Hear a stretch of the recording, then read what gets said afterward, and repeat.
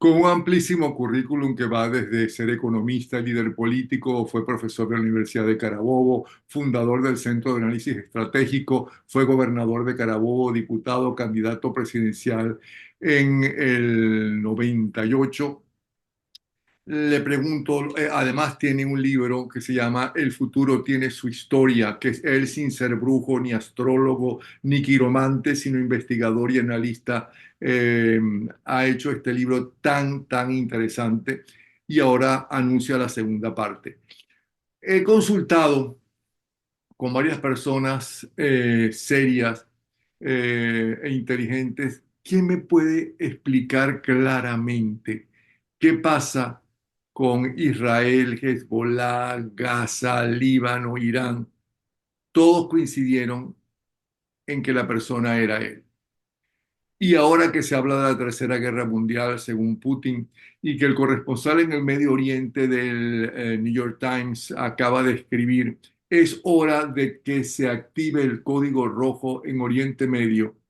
Creo que tenemos que ponerle atención a lo que está pasando en el Oriente Medio. Bienvenido, Enrique Salas Romer, y lo escuchamos.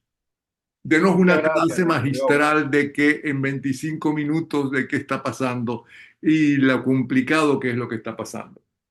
Es sumamente complicado y trataré de abreviarlo. Te agradezco mucho la oportunidad porque es la ocasión de ir más allá del libro que tú leíste con mucho interés y sobre el cual hemos compartido algunas reflexiones. Vale la pena ir un poquito atrás para poder llegar a este momento. Cuando se termina la Primera Guerra Mundial, el Acuerdo de París de 2019, 3 años después, los países triunfadores ah, deciden repartirse y crear nuevas fronteras en lo que había sido el Imperio Otomano. Tú recuerdas que nosotros llamábamos a los libaneses, los llamábamos turcos, porque llegaban a Venezuela con pasaporte turco.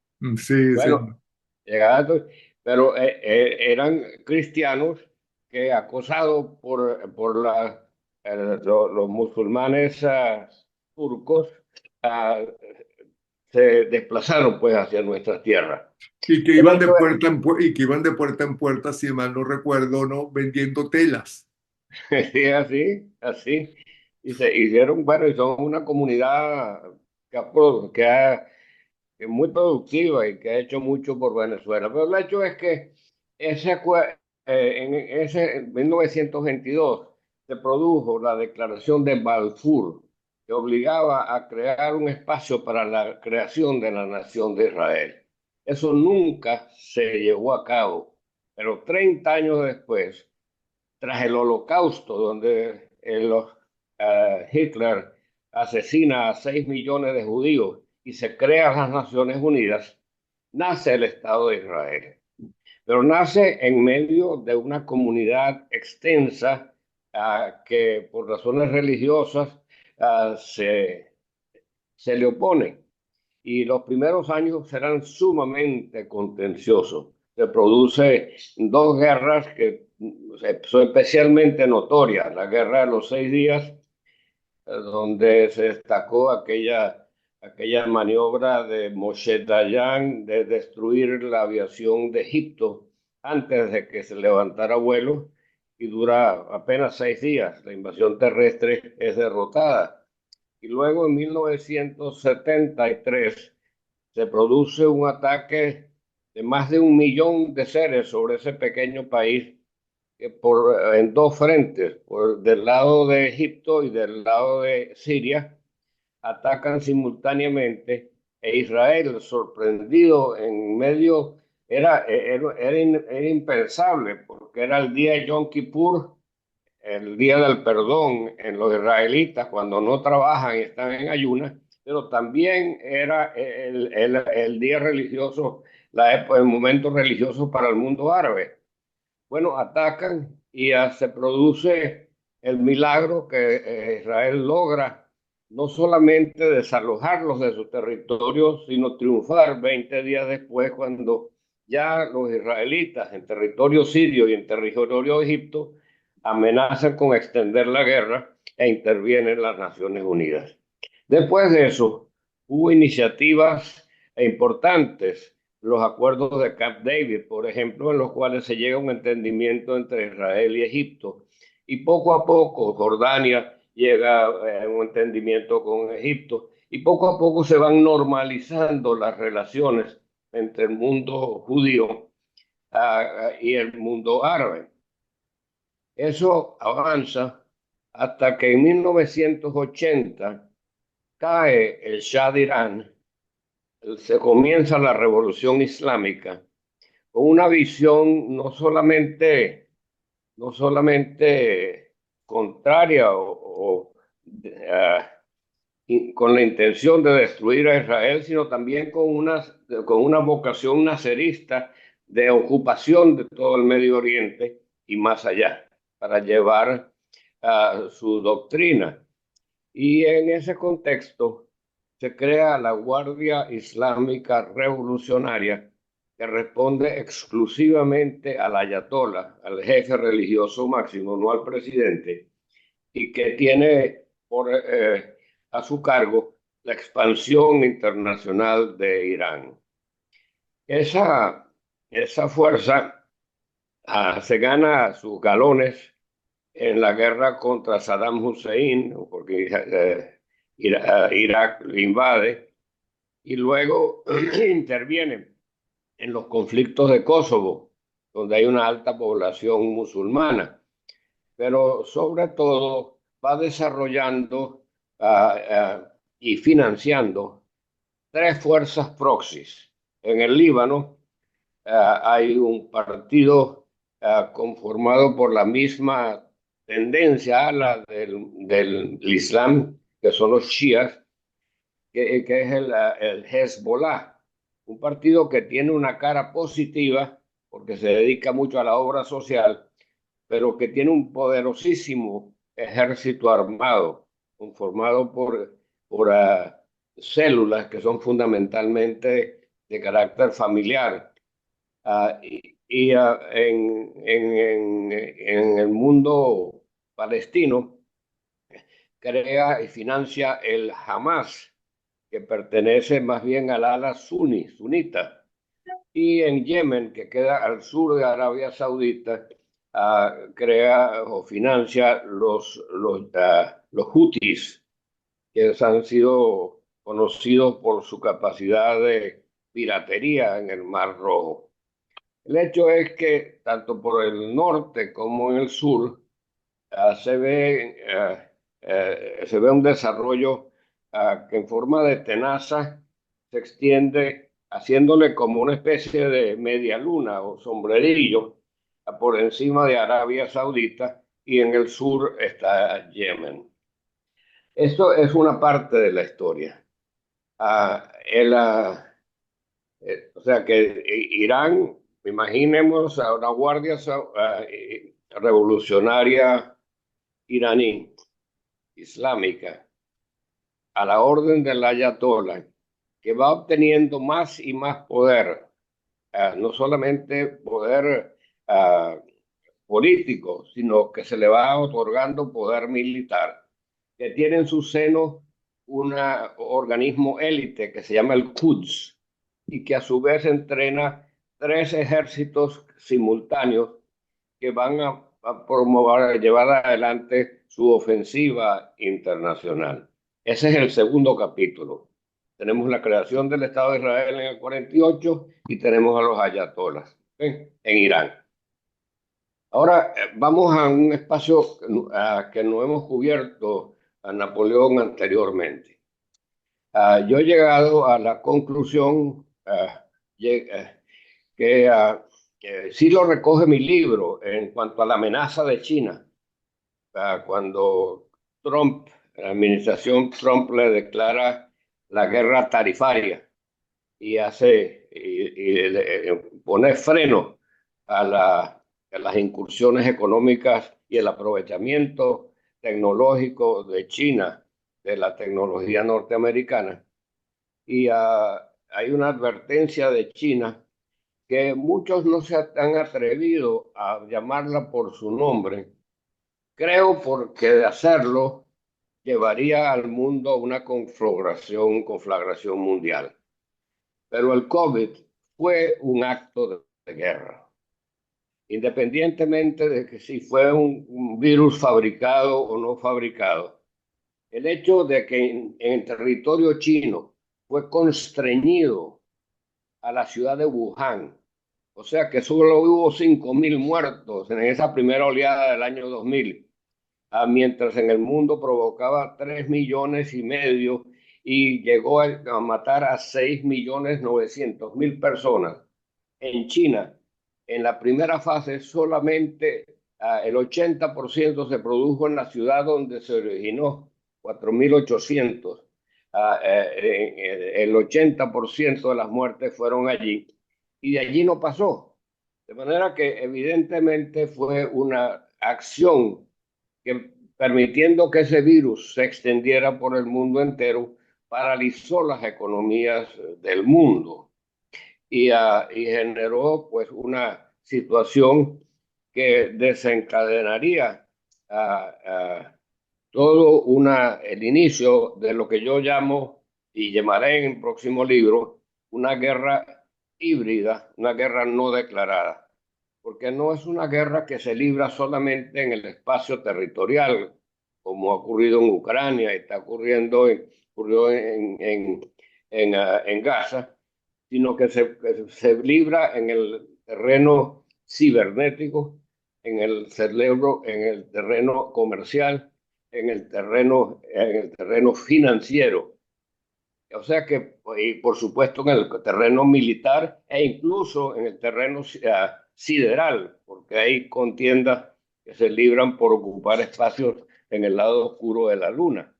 Y en el marco de esas estrategias, esa avanzada, se produce a finales de 2019, los 3 últimos días de 2019, los primeros ejercicios militares de las armadas de China, de Rusia y de Irán. Posteriormente se produce un entendimiento estratégico que lleva a China a garantizarse abastecimiento petrolero por 30 o 40 años a precios preferenciales, lo que conduce a que China abandone sus planes iniciales de hacer un entendimiento con Venezuela a cambio de protección económica, acceso a los mercados casi exclusivos, a los mercados de Irán, y a ciertas posiciones estratégicas en el Golfo de Omán y en el Estrecho de Hormuz que conducen al Golfo Pérsico, que es la olla petrolera más grande del mundo.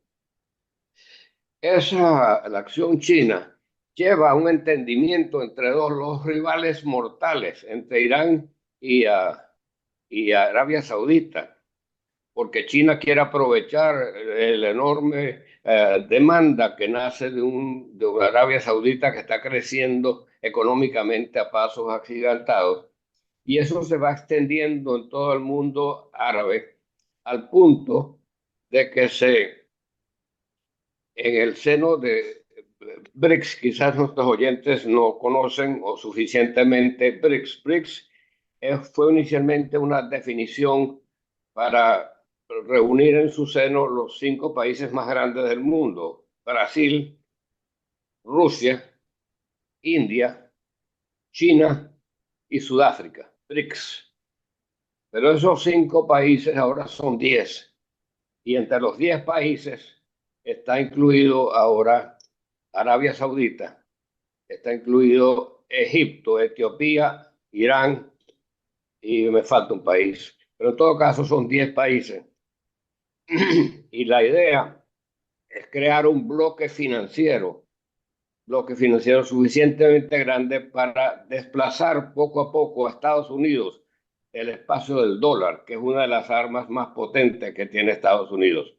O sea, entonces eso ha ido avanzando, ¿verdad?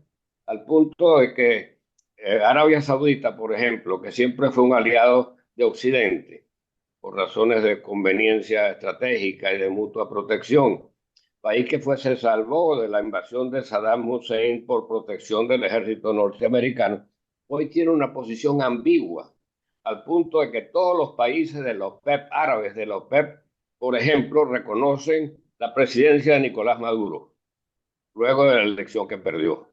O sea que hay un alineamiento completo de China, Rusia, Irán y de todos los países de la OPEP en la misma posición política, manteniendo la misma posición política. Esa posición, como la que he querido explicar brevemente, compite con la estrategia que durante el gobierno de Trump diseñó de común acuerdo con Israel y con el príncipe heredero saudí, el yerno de Trump, Jared Kushner, de una familia judía sumamente rica en Nueva York, casada con Ivanka, su hija, que es un muchacho, digo muchacho porque a nuestra edad pues cualquiera es muchacho, pero un hombre hecho y derecho, que tuvo la habilidad de hacerse amigo de todos aquellos y crear lo que se ha llamado los acuerdos de Abraham. Los acuerdos de Abraham buscan, Abraham bíblicamente es el abuelo común de todas las religiones monoteístas, de los judíos, de los cristianos y de los musulmanes. Y esos acuerdos venían avanzando en forma paralela a la avanzada del BRICS, o mejor, a la inversa. La avanzada del BRICS busca bloquear los acuerdos de Abraham que estaban a punto de suscribirse por Arabia Saudita con Israel. Y es eso lo que se piensa que provoca eh, esa carnicería que se produjo el 7 de octubre de 2023, cuando hordas del Hamas cruzan la frontera luego de intervenir las alertas, los equipos de alerta que tiene Israel, y descuartizan a más de 1.000 ciudadanos, sobre todo jóvenes, mujeres embarazadas, niños, violan. Es un acto barbárico que provoca la guerra, la ofensiva israelita contra Hamas y que está avanzando. De manera que intento incluir lo que está ocurriendo acá como la parte de la guerra híbrida que describí antes entre China, Rusia e Irán hoy en día frente a Estados Unidos y Europa en su conjunto. Recordemos que, yendo un poquito atrás, en 2022, en enero de 2022, antes de la Olimpiada, Xi Jinping y Putin firman el acuerdo para crear un nuevo orden mundial. 20 días después, los rusos invaden a Ucrania, y de manera que hay como una labor, una acción de pinzas por varios frentes. Y en ese frente, y esa guerra ha regresado a la media luna que describí antes, que fue precisamente donde se inicia esa guerra. ¿Por qué se inicia esa guerra? En 2004, por el ataque, en todas las guerras se han iniciado con un componente emocional. La Primera Guerra Mundial con el asesinato de los príncipes herederos del Imperio Austrohúngaro en Sarajevo. La Segunda Guerra Mundial, la Guerra Fría, se inicia cuando los rusos lanzan el Sputnik y sorprenden a la humanidad y crean un enfrentamiento ideológico poderoso entre el comunismo que representa a la Unión Soviética y eso. Y el ataque a las Torres Gemelas es el detonante emocional que acompaña ya no un avance tecnológico, sino un avance emocional de Estados Unidos contra Irak, hoy una acción que hoy se critica mundialmente, pero que sin embargo destruyó ese telón esa paz de celofán que había surgido de la admiración que provocó el triunfo de Estados Unidos en la Guerra Fría. Y es a partir de ese momento que comienza una guerra asimétrica que va tomando las dimensiones que antes mencioné, que es una guerra que se libra en 5 o 6 frentes distintos. Entonces ubiquemos a Israel, que había logrado poco a poco lograr hacer las paces y establecer un cierto grado de normalidad el mundo árabe, cuya tranquilidad es interrumpida por la acción de los proxies del Hezbollah, del Hamas y de los Houthis, que lo acosan de distintos ángulos y que reviente en una acción que ya no va dirigida realmente a Israel, sino va dirigida a destruir los avances que en el plano diplomático ha logrado Estados Unidos a través de los acuerdos de Abraham. De manera que siendo un ataque contra Israel, es en realidad un ataque contra Estados Unidos y contra lo que representa el mundo occidental. Y frente a esto, ha sido la agresividad de Israel, la certeza, la inteligencia, la preparación, la voluntad política de Israel, la que se ha convertido en la punta de lanza de la ofensiva contra la alianza China, Rusia e Irán, aun cuando China y Rusia no aparezcan todavía, o no aparecieron hasta anoche, cuando por primera vez Israel ataca y bombardea un aeropuerto sirio, luego de llegar un cargamentos de Rusia de armas para reabastecer al Hezbollah luego de que fueran liquidados su líder principal y estén ahorita en un plano retirado. No quiero adelantar, me gustaría que me hicieras alguna pregunta porque puedo haberme saltado algo y es importante que se entienda esta lucha no como una Falta, lucha aislada contra claro, Israel. faltaría hablar de Gaza, que está metida también en este problema. Y hasta qué punto tiene razón el corresponsal de New York Times en el Medio Oriente que dice, si Israel abriera un diálogo sobre dos estados con una autoridad palestina reformada, sería el golpe de gracia diplomático que acompañaría y consolidaría el golpe de gracia militar que acaba de asestar a Hezbollah y a Hamas. Hamas es un movimiento, no es Palestina, gobierna una parte de Palestina que está ubicada en el desierto de Gaza, Ujú. porque hay otra parte de Palestina que está en lo que fue Somalia y donde fue, son sitios bíblicos que ya recuerdo, pero lo llaman el West Bank, la parte occidental de Jerusalén. Allí es donde está la autoridad palestina, de la cual derivo parte de la información que te estoy dando, porque tengo amigos allí, gente que me da información sobre el doble carácter que tiene esto. O sea, no solamente fue un ataque salvaje del Hamas contra Israel para provocar un acontecimiento que paralizara e impidiera o postergara la firma de los acuerdos de Abraham, sino que paralelamente es una acción que tiene vínculos con la avanzada BRICS, que es una avanzada de carácter monetario destinada o orientada a desplazar el dólar como moneda de intercambio y a las instituciones que a través del dólar permiten a Estados Unidos tener un control o, por ejemplo, bloquear todos los activos rusos en Europa. Y paralelo a eso, están invadiendo, porque esto ya resulta una invasión, ¿no? A Europa, ¿no?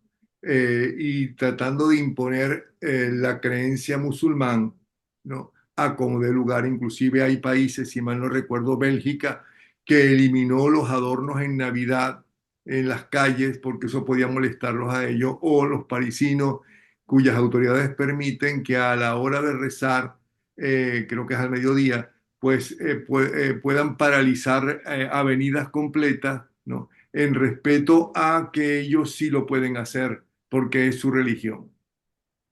Bueno, ha ido la debilidad de Europa. Ya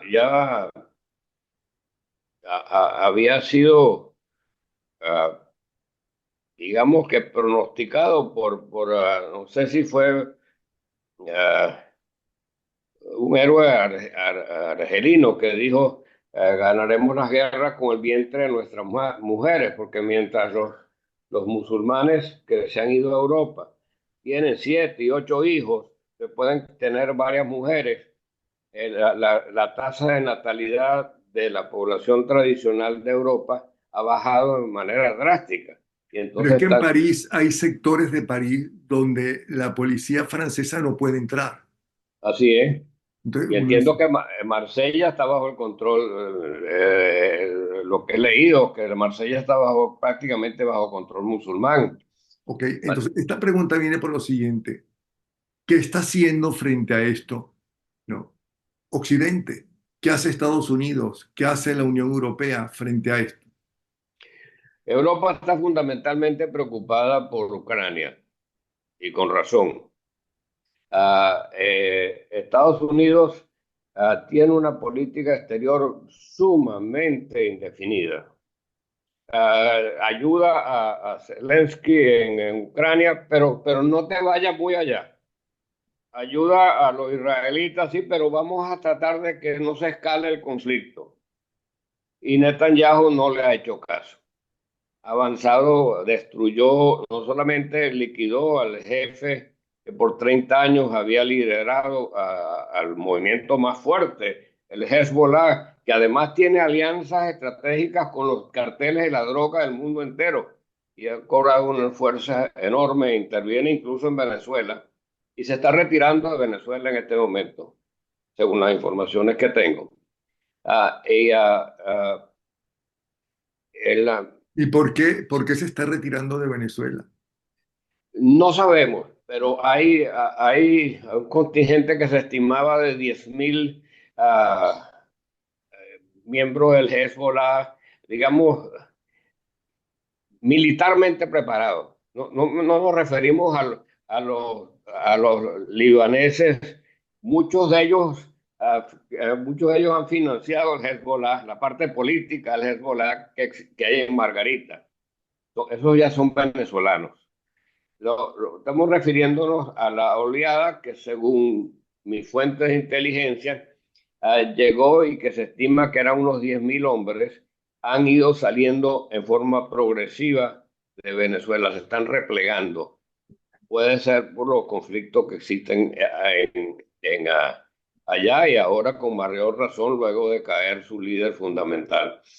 Pero entonces estamos en un escenario en que, repito, quien está defendiendo los valores de la sociedad judeo-greco, judeo-cristiana,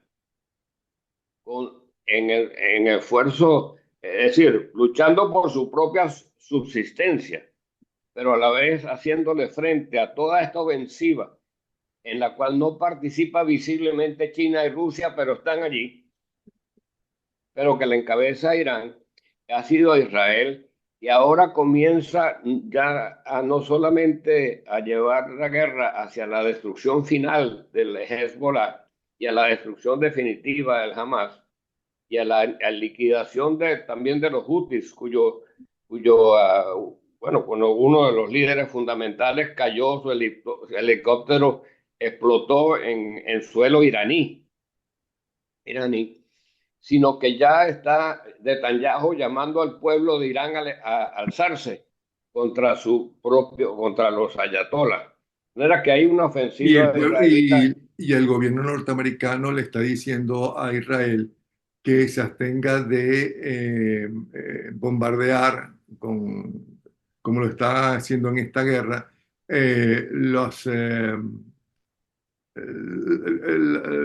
los sitios donde ellos tienen energía nuclear, que podrían tener ya la bomba nuclear, que se adelantó exactamente, ya que mencionó a Trump, para una cosa positiva, que se adelantó porque Trump saca a Estados Unidos del acuerdo que tenían los europeos y Estados Unidos para investigar, para poder, por las buenas, frenar que Irán tuviera armas atómicas.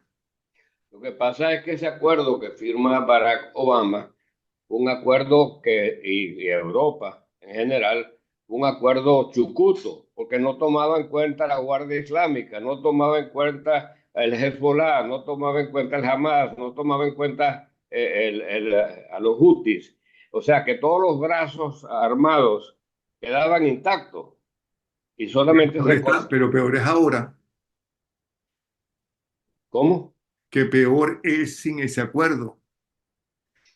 Bueno, ahora que han vuelto a tratar de rehacer aquel acuerdo nuclear que no se ha concretado y que estoy seguro que Israel tiene capacidad para destruirlo en cualquier momento porque ellos ya son un país nuclear, se está produciendo una batalla para librar todo, para liberar el acoso de estos brazos armados de la Guardia Islámica Revolucionaria. Han caído, por cierto, varios altos oficiales de la Guardia Islámica y,